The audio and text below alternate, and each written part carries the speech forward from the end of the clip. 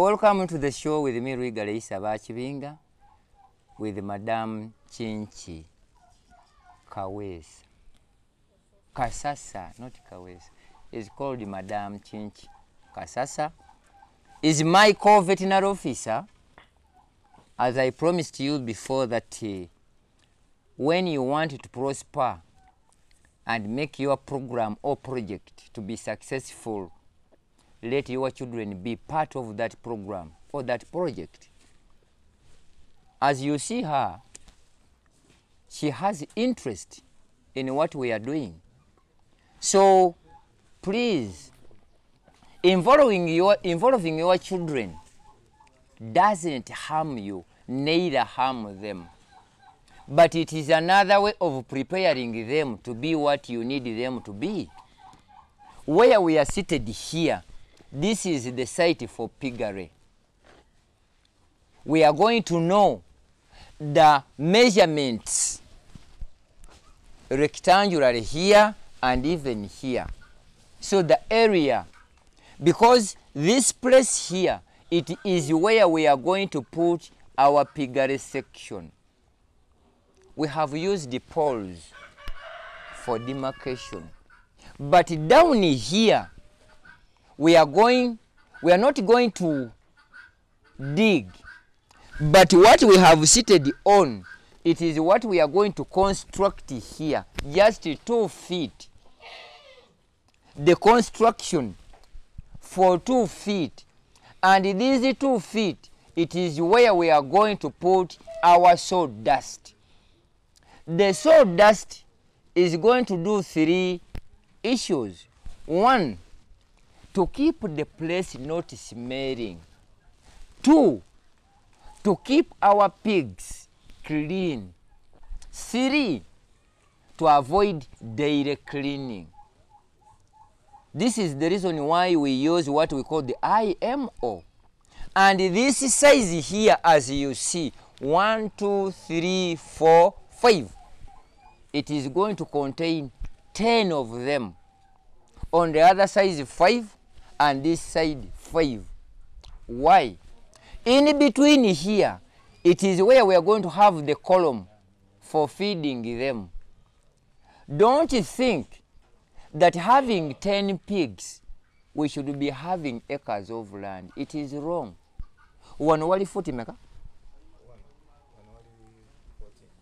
If it is 14, we have to leave 6 and there 6. In between there, 2 feet as the corridor. Then each one here will contain 1. And if it grows, it is here where we shall transfer or expand from here to another farm. I told you, this farm is our demonstration farm. This farm is our stock farm. This farm is the parent stock farm. And with the time, as I promised you, it is here where we shall have even to import, to start with the parent stock of the layers, the parent stock for broilers, the parent stock for croilers, the parent stock for Sussex. All the types of breeds are going to be done from here, and we stop importing from outside. That's what is our broad objective.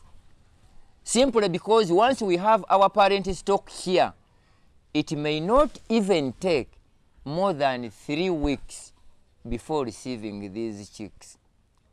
But the reason why at times they delay, you make an order, it takes 2 weeks to receive the eggs.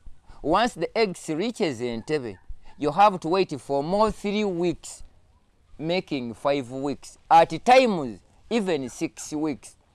But once we start off with our parent stock here, we promise you that even the date of collection is going to be reduced from 8 weeks to 3 weeks. This is the new place. which is under construction for the piggery section, we are going to use IMO. For reasons, we need to minimize the daily cleaning.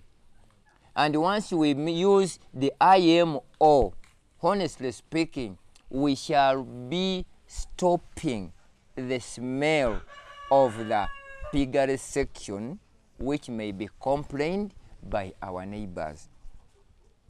This is the broad objective, or the only reason why we need that.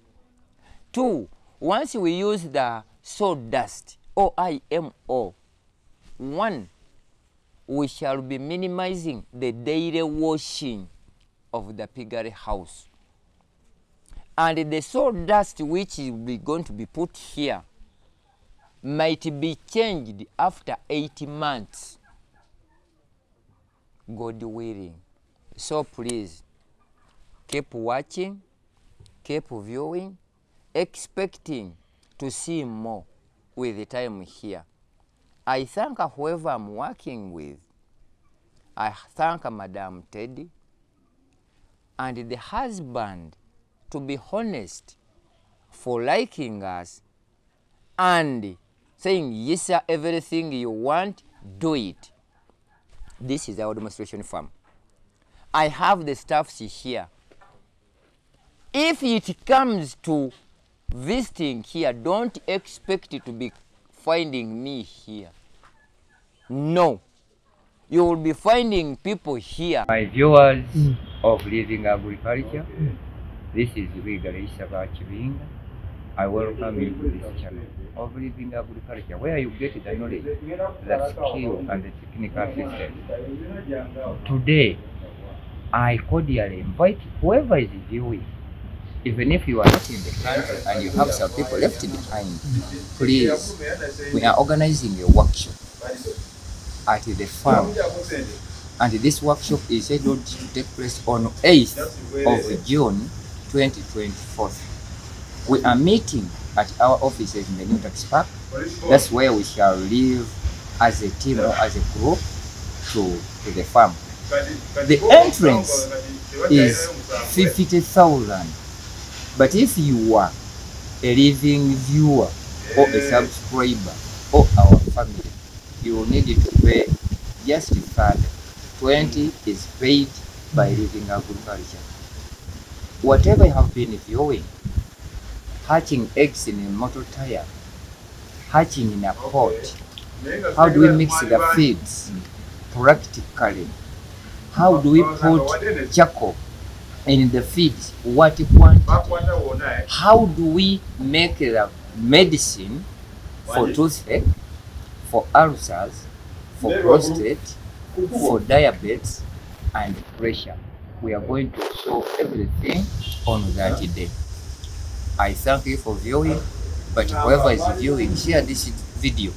On 8th of June, it is our farm training. We are meeting in the New Tax Park at our offices. That's where we shall depart. The farm is located in Seguku, Katare. This is where we have all our enterprises. I welcome you there, but the registration you have to register with Hannah on 0775 107737. Registration 0775 107737. Any Airtel subscriber, it is 0741 82 84 05. I repeat, for registration for the workshop, 0741 82 84 05. Make sure that if at all you have one of the diseases I mentioned, on your registration include the treatment you want.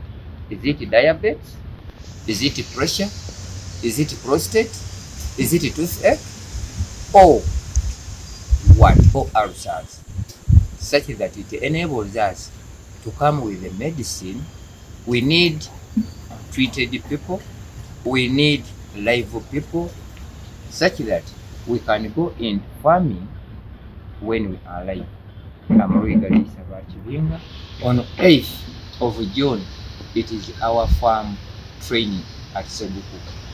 The entrance is 50, but for living agriculture family, you are going to pay only 30. 20 have been sponsored by Living Agriculture Channel. I thank you for viewing. I thank you for liking.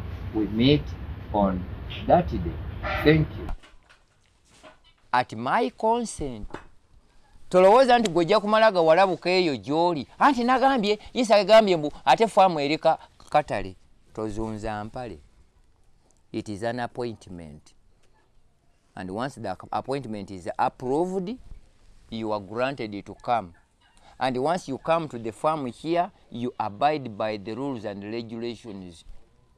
Gwe bw'oba oyina amalala go, gwe alina engezigezi, that being of proud and arrogance, don't expect to step here. I need to be open to that. Because here, it is not a zoo, so that every person will be going. And even once you go to the zoo, you pay. Visiting here, expect to pay some money. And visiting here, you bear by the rules. That proudness, mbonze sagala kukyusa ngatto zange. Stay at your home. If you are told to be disinfected and you feel it is wrong, don't bother to come. And if it happens that you come when I'm around, I'm more indisciplined than the more you know me. I thank you for viewing. I thank you for liking. Ekikwatagana n'embizi, this is the section.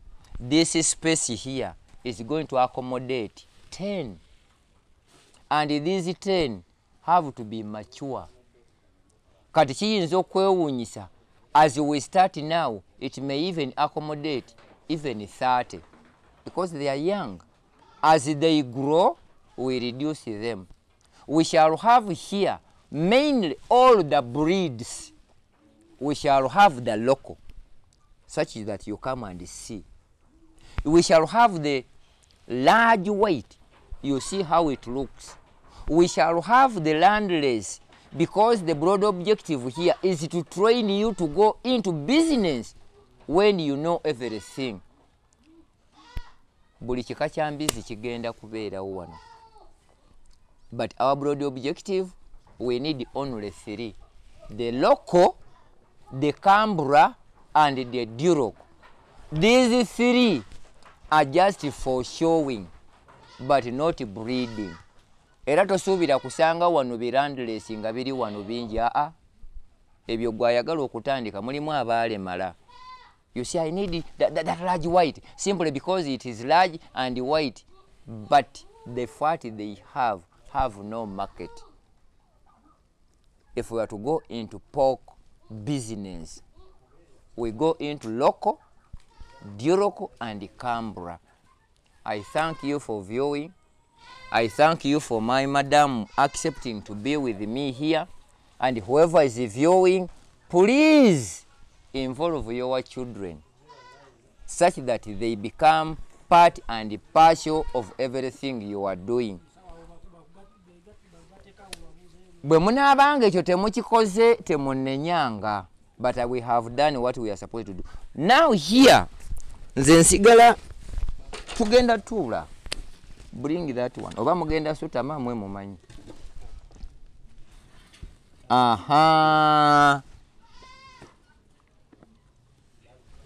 As we are here, nabagambye nti this farm is comprised of service providers. And when I talk of service providers, we are the same and we are equal. Wano tewaliwo asinga munne. Tusingagana mu myaka. I'm older than them. But if we are to be doing services and business here, twenkana muki. If it means taking care of everything at the project here, buli omu alina role ye. ono mwagalako kintu kimu mbu ye dereva naye bw'omubuuza nti if it means giving the chicken feeds don't you do that nti ati if I'm there nziwa ekitegeeza toli dereva. My neighbor here agamba nti ye wambuzi cause if at all you are not in goats and the rabbits need feeds don't you feed them and I feed them kitegeeza toli wambuzi, meaning we are a teamwork team. In every section we share the work, but everyone has the challenges nga ye. Olw'ensonga bwe bikwata mu kubu transportinga ono ye kabaka omanyi talina lugezigezi woowe jo yabadde ampalabula tugende mugamba gondi ndekamu ngenda kujja I didn't come. Finally we managed to come. Buli omu ajja babuulira. You always complain. Mainly, I don't regret saying this or accepting in what you say because our channel, it is an international channel viewed by every person across the world. So please, if you hear somebody speaking in the language feels free, tokayana. Yensonga lwaki oli madamu yayogedde mu Luganda but has a master's which you can't believe, but simply because what we want is whoever is viewing can get what we are saying, or whoever is viewing can understand what we are saying. So if you hear somebody speaking in vernacular, don't complain. We shall translate that. Naye ate sigenda kulukyusa nedda. The Zambian people, we are almost speak almost the same language. Abe Zambia, Kazola. I have over 50 people from Zambia viewing. I have people from Liberia, people from Ghana, people from Nigeria, from Somalia, from Sierra Leone, from Malawi, across the world are on this channel. So if you know how to speak Zambian language, which I don't know, you can use that and tell them.